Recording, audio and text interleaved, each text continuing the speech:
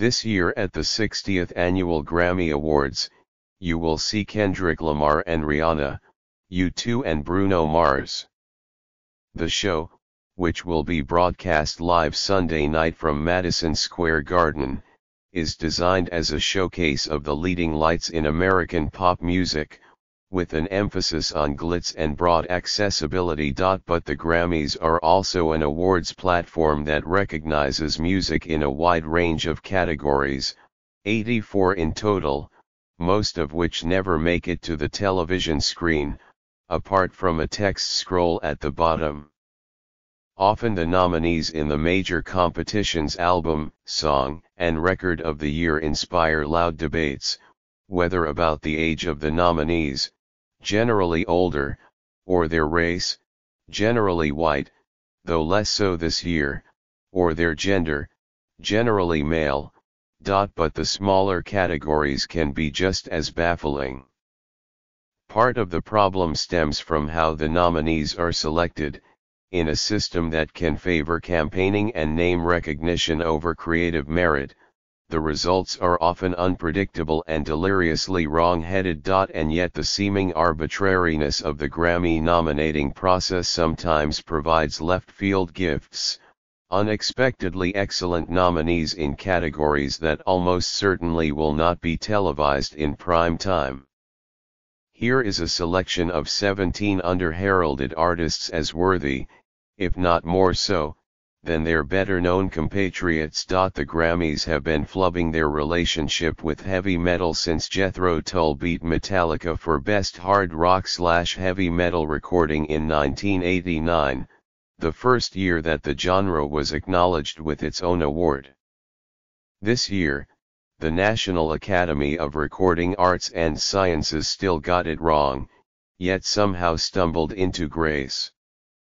Best Metal Performance might feature the most impressive array of nominees in any single category, though at the risk of being unreasonably taxonomic, not all of them are strictly metal.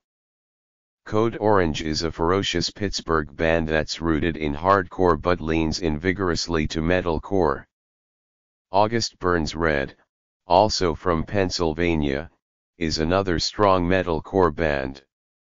And then there's Body Count, in which Ice-T, who once barked about killing police officers and now plays one on television, returns with high energy, political rap rock. One of last year's definitive country songs was Midland's Drinkin' Problem, which walked a tightrope between country and soft rock, classic and modern, serious and parodic.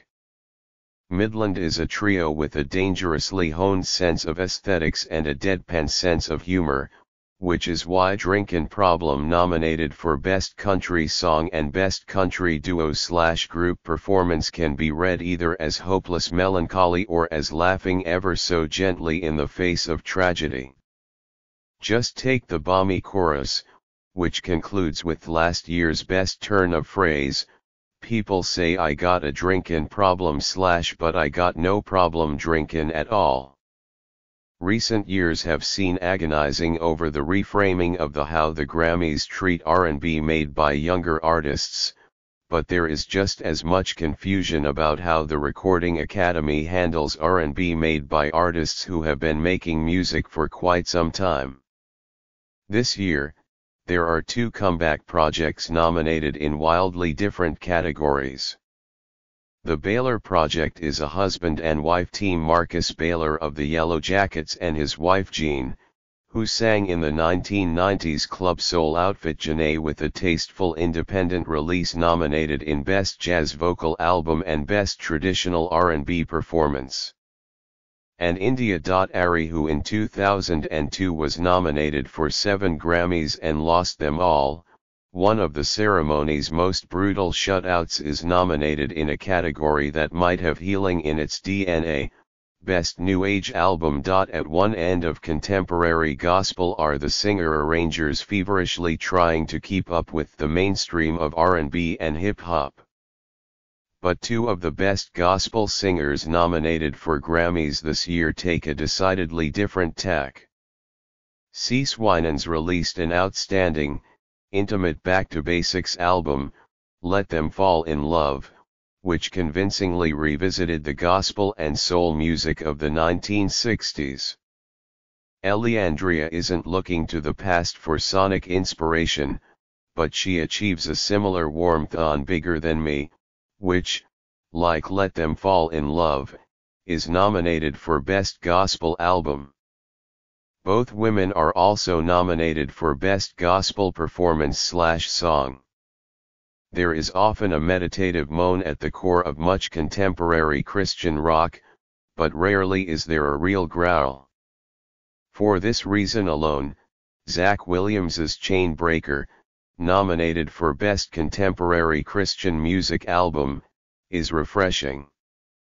Mr. Williams sings with real heaviness, enacting a tactile cycle of exhaustion and redemption. There isn't quite that ambiguity on the Best of the Killingsworth Family Volume 1, the Killingsworth Family compilation nominated for Best Roots Gospel Album. Instead, these songs, many rooted in the sounds of the 1950s, succeed because of their utter certainty, stacked with indestructibly saccharine harmonies. A few years ago, in an unpopular decision, the Recording Academy collapsed a range of disparate styles: polka, zydeco, Hawaiian, Native American music and more into one category, Best Regional Roots Music Album. Comparing across styles isn't inherently flawed. Plenty of Grammy categories are cross-genre, but the loss of the style-specific categories means less exposure for worthy acts, helping to preserve and advance the various American styles perpetually on the edge of extinction. This year, there are strong traditionalist entries from Dwayne Dopsy and the Zydeco Hellraisers, Top of the Mountain, and Northern Cree, Mayo Kekasepa, Make a Stand Live, a powwow group from Alberta, Canada. And in Calenda, the Lost Bayou Ramblers embark on a kind of prog-Cajun journey that takes earthy sounds to space. The historically minded categories at the Grammys are generally among the most exciting, even if they're underexposed. This year's nominees for Best Historical Album include a pair of records that open new pathways for understanding the roots of American music. Washington Phillips and His Manzarine Dreams is an excellent collection of the extant work of Mr. Phillips, a gentle Texas gospel singer of the early 1900s who sang accompanied by an instrument of his own creation, the manzarine. And Big Bend Killing, the Appalachian ballad tradition, is a strong collection of contemporary renditions of vintage Appalachian songs.